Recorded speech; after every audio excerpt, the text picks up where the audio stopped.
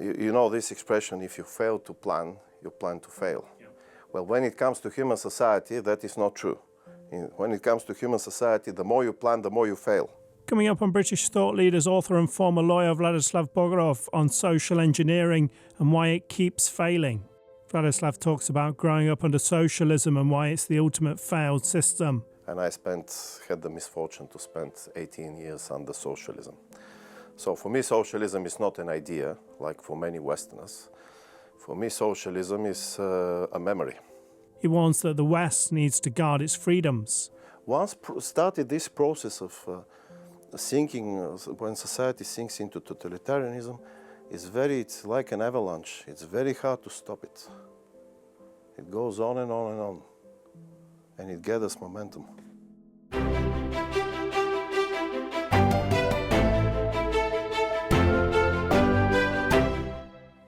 Welcome to British Thought Leaders. I'm Lee Hall. Today I'm sitting down with author Vladislav Bogorov. Vladislav, thank you for joining us. Thank you. Can you start by giving us a brief introduction to yourself and how you got to where you are today? I'm the only certified welder who has won 4 cases before the European Court of Human Rights. So how it came to this? I was born under socialism in the People's Republic of Bulgaria. And I had the misfortune to spend 18 years under socialism. So for me, socialism is not an idea, like for many Westerners. For me, socialism is a memory. So I know how it works in practice. I know what it feels like to be forced to work. I've experienced forced labor. I know what is to live in a society where you are careful what you say to whom.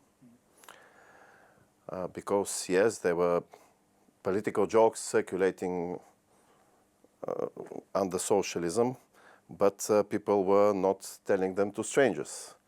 You have a relative, you have a close buddy, and if you are certain that this buddy will not report you, unfortunately you cannot always be certain, but you do your best and you share a political joke.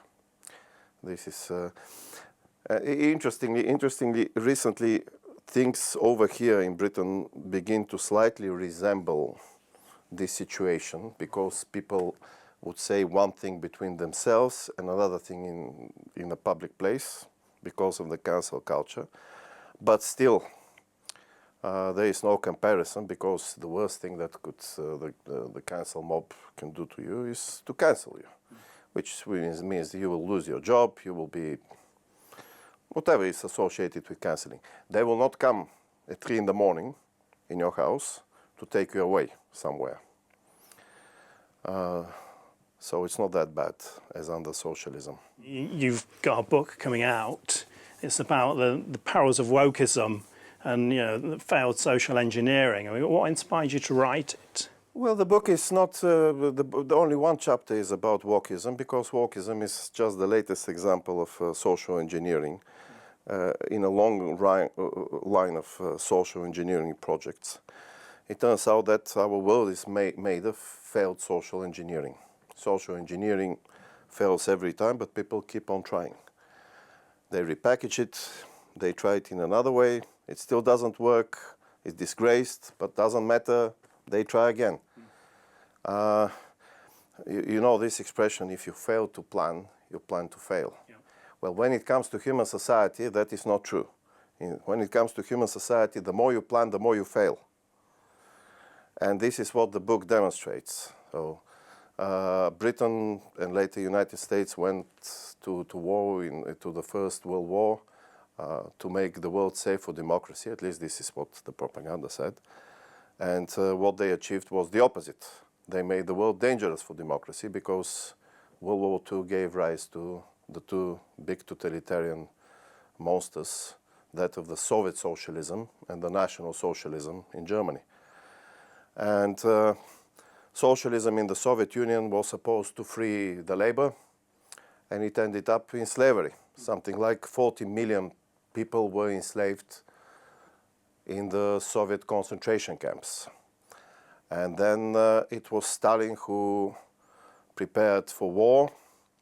He wanted to take over Europe, and he almost lost the war because he prepared too well, paradoxically. So the Soviet Union was much well armed than Germany, but this staggering advantage in terms of industrial might and armament was achieved at the expense of the Soviet people, who were driven to cannibalism.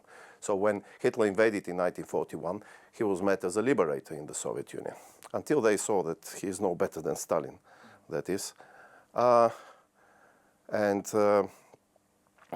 there was this big anti-communist uprising in 1941, which allowed the Germans to reach Moscow.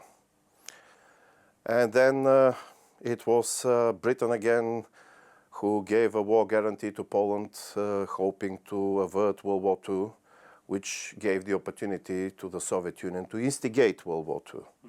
So World War II, in a sense, happened, among other things, because Britain did its best to prevent it. So it's like the road to hell is paved with good intentions. So a lot of these, they have a good thought at the beginning, Yes. but they don't work out. Why is it that they keep not working out, do you reckon? The human society is way more complicated than a railroad bridge. Right.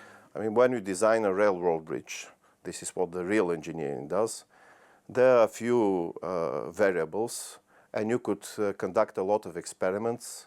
You could see how bridges fail. You could fix it in the next model. But you cannot recreate, say, the Soviet Union 50 times in a row in order to see what works and what doesn't work.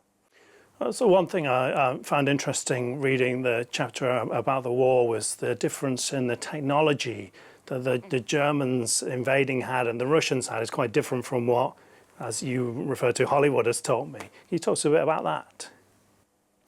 Well, in Hollywood, Hollywood propagates all these cliches that have been debunked so many times, but it doesn't matter, because if the people believe it's true, Hollywood has to do it this way to show them that it's correct. I mean, this is the funny thing about how these things work. If you tell a lie, you're more convincing, provided, than telling the truth, because if there are enough people who believe this lie.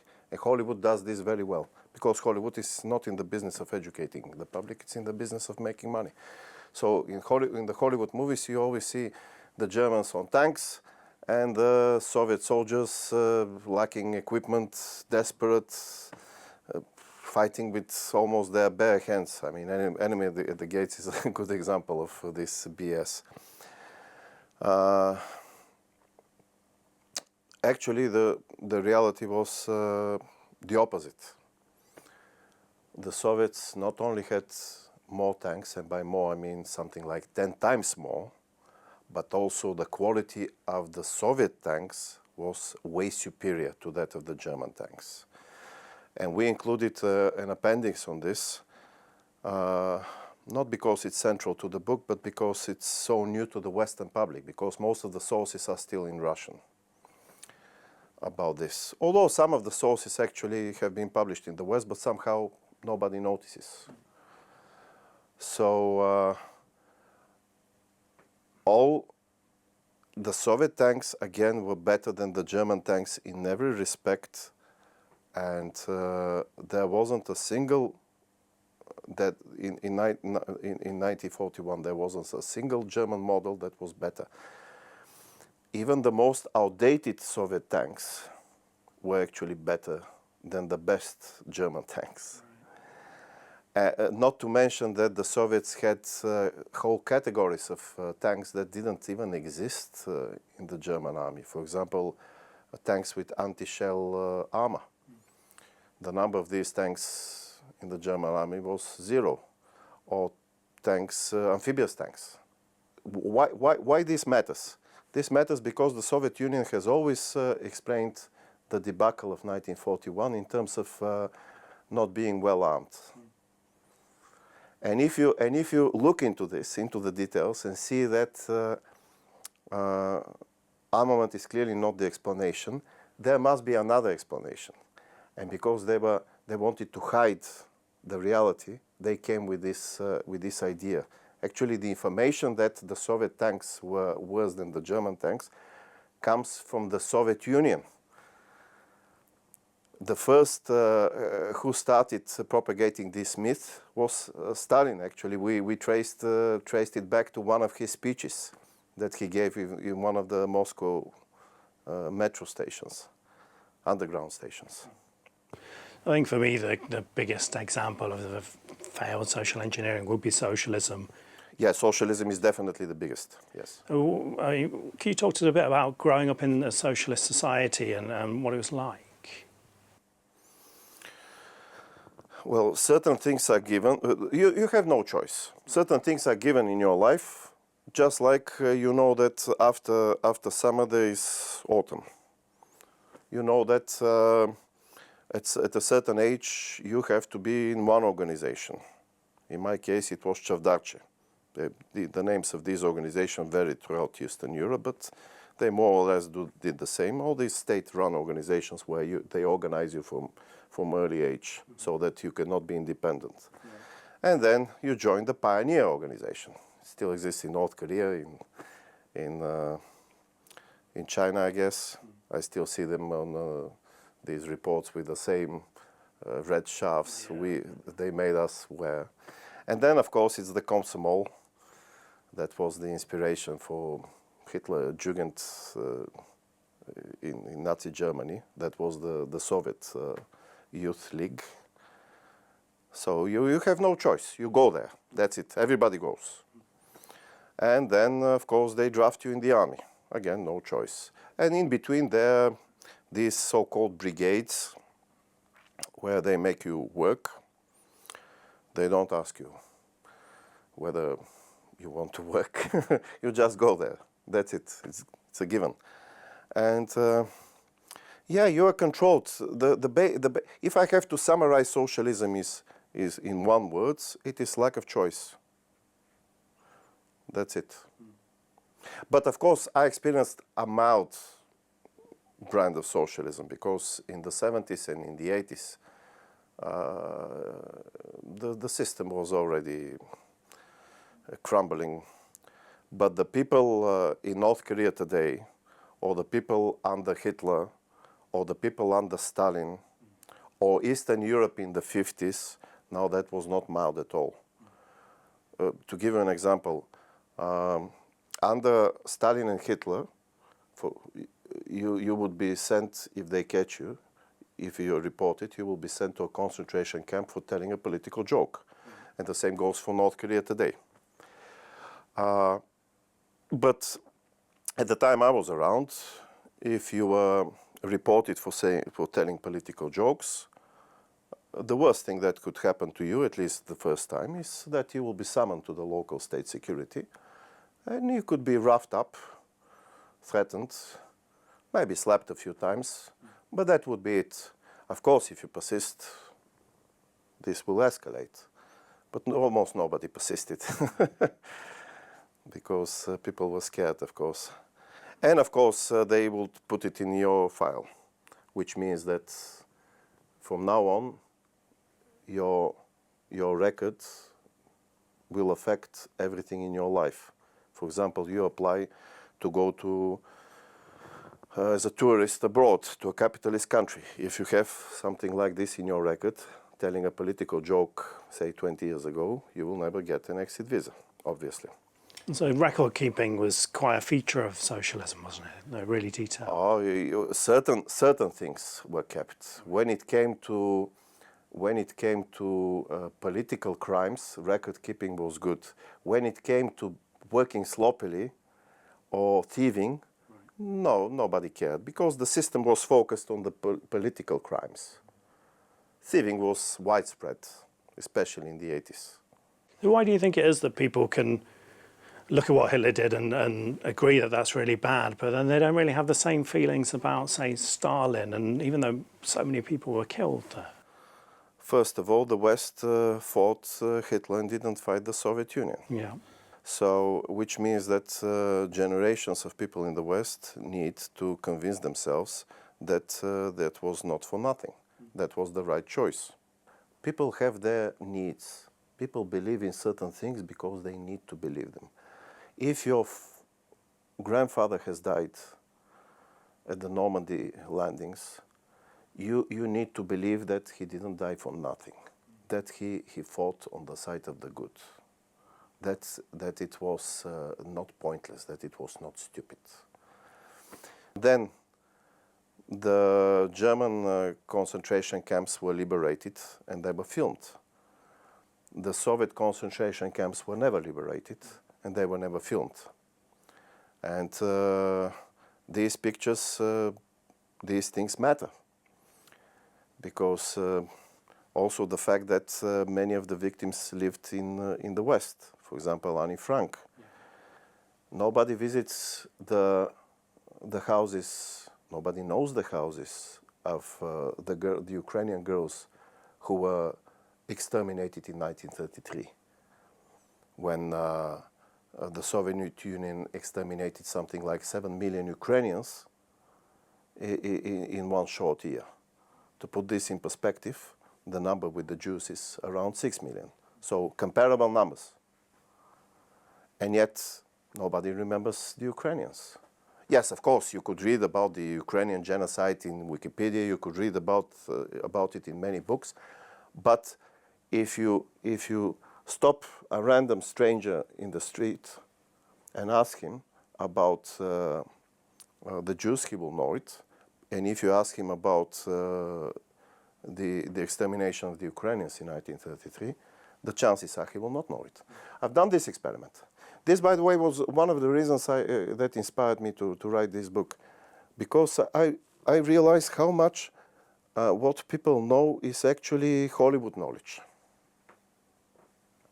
Because in how much of they actually take history lessons from Hollywood, not from the sources.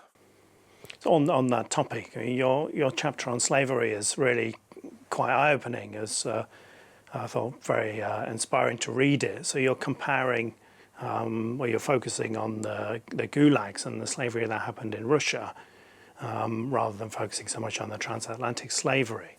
I was hoping you could talk us through it, really. It's not a new thing. Again, the first book that was published in the West about the slavery in the Soviet concentration camps was published in the late 40s, if I am not mistaken. It's quoted in the book. I don't remember all the dates. And then, of course, a lot more books were published, some of them by prominent authors like Solzhenitsyn, like Robert Conquest. So these were not exactly obscure books. And yet, somehow, there is this unwillingness to get this. So let's give some numbers. 40 million enslaved in the Soviet concentration camps, all of them white. That's a number that I get from Professor Rummel. He had done the calculations, not me. I'm just quoting sources, mostly sources, academic sources.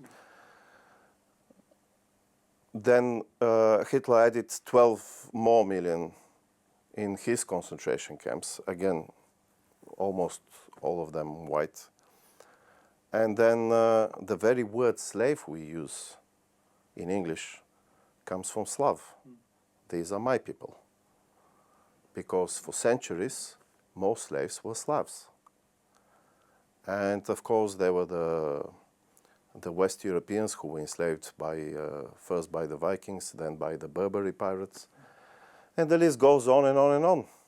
When we look at what you're saying about the people in the gulags, it's like the authorities could just kind of take people at will. They didn't even have to kind of buy or trade slaves because they just had access to the whole Yes, because society. they actually owned the population. It was public slavery.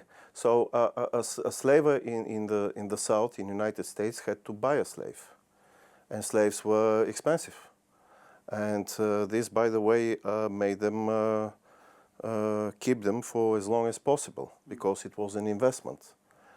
But under socialism, slavery is public slavery. Everything belongs to the government, like it's supposed to be, because this is what socialism is, means of production belonging to the government. That's the definition of socialism, government ownership of means of production. And because it's government property, they didn't care. They would use them. I quote one of those slavers in the Soviet Union who frankly and cynically said, oh, we need to keep the slave alive, the заключенный, which in Russian means prisoner alive for 3 months. After 3 months, we don't care anymore. Because there will be more. Yeah. And there were more. I mean, each year, a very large number, I don't remember on top of my head the numbers, but they're quoted there. A very large number, maybe 1/3 of the Kolyma concentration camps, the inmates will die. Will die of starvation, of beatings, of exhaustion, of parasites, of all that. But it didn't matter, because this 1/3 will be replaced quickly by the next shipment.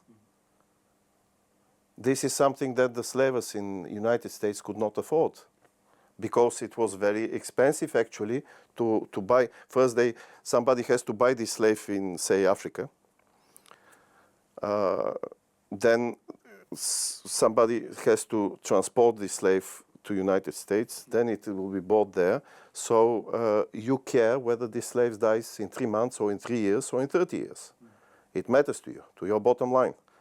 But in the Soviet Union, none of this mattered, because you could acquire as many as you want. There was no limit, and you don't have to ship them through the Atlantic. And Solzhenitsyn, for example, gives examples. They had quotas, like with everything else.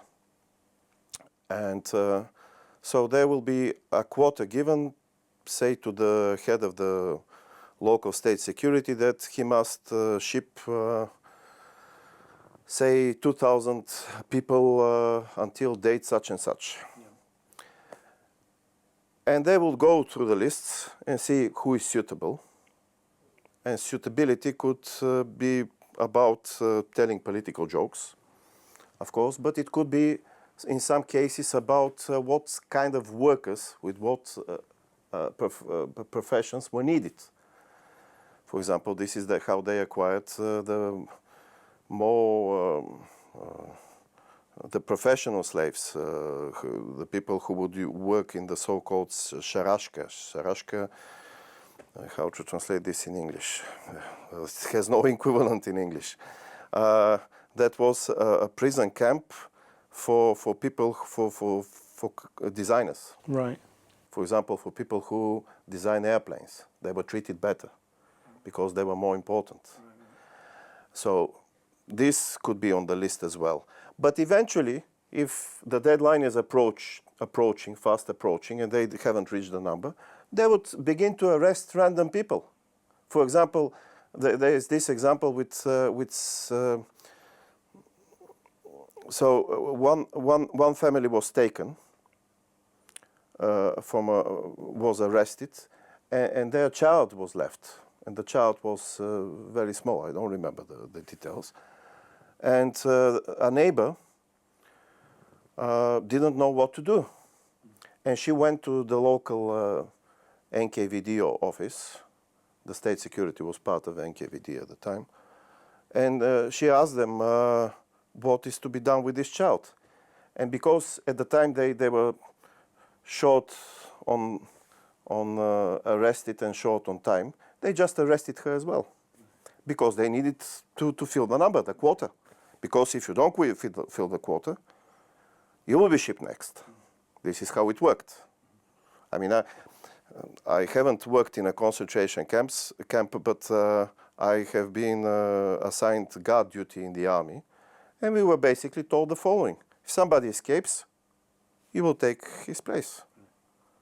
So we made sure, although we were ordinary people, I mean, we were not professional soldiers.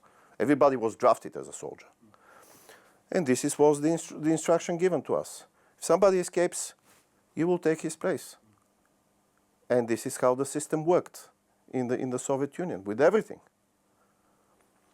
I mean, a boss is given a quota. Doesn't matter whether it's a quota for acquiring slaves or a quota for turning bolts or something else. If the quota is not reached, he will suffer. So he has a choice to make his subordinates suffer or to suffer himself. Or take, for example, the starving peasants. And there were many starvation famines in the Soviet Union that were artificially organized. There was one in the 20s, then the big one in the early 30s, then there was the one after World War II, organized by Stalin. And these famines were really serious. I mean, people were driven to cannibalism. There were many cases of cannibalism. And the people who were taking the grain from the peasants so that the peasants may starve, or because the government needs more grain to export, or both, they were given a very simple choice. If you pity the peasants, you are next. It's me or you. Yeah. That's it. And it turns out that in this situation, most people actually have a sense of self-preservation, and they do as they're told. And I don't think that the Westerners would behave, if they're put in such a situation, they will behave much differently. They may try it first, but after a few of them are shot or sent to concentration camps or beaten up, they will quickly change. Once started this process of sinking, when society sinks into totalitarianism, it's like an avalanche. It's very hard to stop it. It goes on and on and on, and it gathers momentum. Another thing that kind of runs through these stories is the involvement of the government. I mean, what are your thoughts on that big government? Well, people usually complain that government doesn't do enough. Actually, the problem is that the government does too much. We will be better off if the government did less. Our problems are, to a large extent, created by government. This reminds me of this brilliant title Professor Rummel has given to one of his works, Death by Government. So Professor Rummel is the authority on genocide, the late Professor Rummel. And he has calculated that governments have murdered more people than all in the last 100 years, more people than all the wars and all the crimes criminals put together. And it's far more. I mean, we are talking, the overall number exceeds 200 million. I don't remember, it's at the beginning of the book, of his book, I mean, and I've quoted some of these numbers in my book. To give some numbers, so in China we are talking about 76 million people murdered. Soviet Union, 62 million. Nazi National Socialist Germany, 21 million. And then there are more millions in North Korea, in Vietnam. Yeah, Cambodia. Cambodia, yes. In Eastern Europe. There were millions of people exterminated in Eastern Europe after World War II. I mean, in Yugoslavia, who knows about that? The number there was over 1 million in Yugoslavia alone. And the list goes on and on and on. So governments are more dangerous than criminals. And that's not an opinion, that's a mathematical fact. Because if we add the numbers, we will see that criminals kill far less people than governments. And we're talking about innocent people. Because the assumption in the West is that governments execute criminals. The West has been shielded from most of it, and the Westerners just don't get it. The Westerners still think that socialism is about equality, and when I tell them socialism is about murdering people in large numbers because it doesn't work otherwise, because it's based on fear. I mean, there are two, I believe it was Napoleon who said it. I'm not sure whether he was the first one, that there are two forces, two motivations for humans, interest and fear. And socialism basically removes the interest. because there is no private property. What you're doing, you're not doing it for your bottom line. You're doing for the government's bottom line, and you don't care. And therefore, the fear must be increased. If you decrease the interest, you must increase the fear. Otherwise, it doesn't work. And it was demonstrated that it doesn't work because in the 80s, the fear was decreased and decreased, and eventually the whole system crumbled. I mean, there is this beautiful joke that Professor Maltsev used to quote in each of his lectures. Shall I? Yeah, go for it. It's a Soviet joke made under Gorbachev. So CIA sent a spy to the Soviet Union, and the spy was taking notes what the situation is in the Soviet Union. And of course there was a KGB guy who was shadowing him, because this is how things were at the time. You could not just wander around and take notes. And so the American spy goes to the butcher shop, and there is no meat. And he writes, no meat. He goes to another shop, say to the shoe shop, no shoes. And the KGB guy who is overlooking him tells him, 10 years ago, you would have been shot for doing this. And the American spy writes in his notebook, no bullets.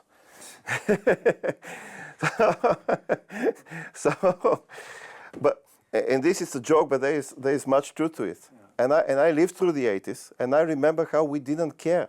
I mean, in the 80s, it was increasingly something to brag with if you're working less. People were actually bragging with it. Or if you steal from the government. Stealing from a private person, that was considered shameful. But stealing from the government, that was boastful. People were proud of it. And I've seen this at parties, how they tell each other stories what they have stolen today, and it's like these fishermen who tell my fish was this big, mine was whatever. And for example, engineers were pitied because they had nothing to steal.